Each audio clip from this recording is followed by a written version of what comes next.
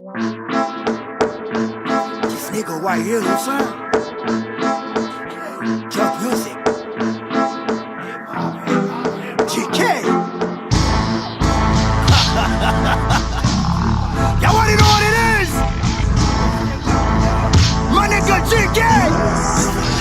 A cause rap, découvri moun ki remem, moun ki pa remem. A cause rap, yo fose fami lot jan, yo menm si ma fe la jan. A cause rap, viv selon kapasite, société accepte. A cause rap, découvri moun ki remem, moun ki pa remem. A cause rap, yo fose fami lot jan, yo menm si ma fe la jan. A cause rap, cherche konen koman e pou ki ka pren konsens nou kler. Lè map gade problem nan mwen se mèm nou mèm ankor. Dim ki lè nap moun, ki lè nap agite kou moun. Chante verite, pa fin moutren pou n'kebe zam. Sin batne pou fè bien nap toujou ge vet tu fè mal. An pil bien mte ka fè mèm pè pou mwen bat fin yon mal. Jamèm pat apren si se ko sa bagay yo tap fini. Determinasyon nan tèt ou nan blok ou pou fò vinwa. Nan mod sa, nan on sa, n'oblige pa fye person. Rap fè tout bagay, de fwa l'detu, de fwa l'kostru. A cause de rap m'pa baki pou ta yo dim popile. A cause de rap mwen dok jikou n'a li kite wak fam. An vale de master son not a sat pa nan barikad. NGS vin krasé, me gen nan neg yo kapere. A cause de rap, yeah,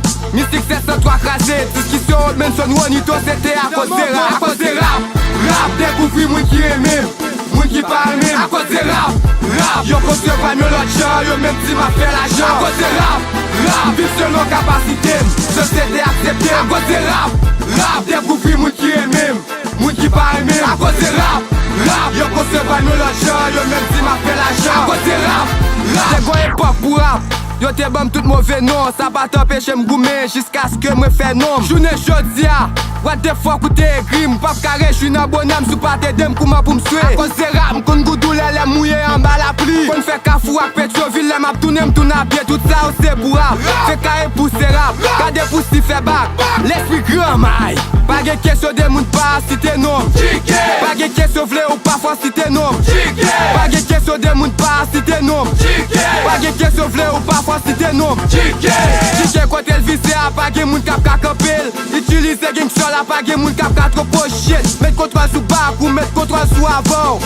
Pa beso kwen blak tout gen ksekte la avon. Cause de li m'augmente 6e sens, éloigné ça pa gen sens. Fè un bad night pou m'prouve sa m'vo. Ouye nan figi yo an koubal. San fè ou sou parle mal, c'est la prière, j'ou dans ma travail pour m'rive.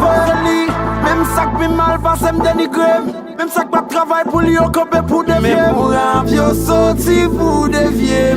M'gen bel tinite m'prouve l'an figi yo. A cause de rap, découvri moun ki remem, moun ki pa remem. A cause de rap, yo konse fami lot jan, yo menm si ma fe la jan. A cause de rap, viv selon kapasite, société accepte. A cause de rap, découvri moun ki remem, moun ki pa remem. A cause de rap, yo konse fami lot jan, yo menm si ma fe la jan. A cause de rap, j'aime tout like this. A cause de rap, brillant pile animateur, parce que c'est GK, l'esprit grand mal.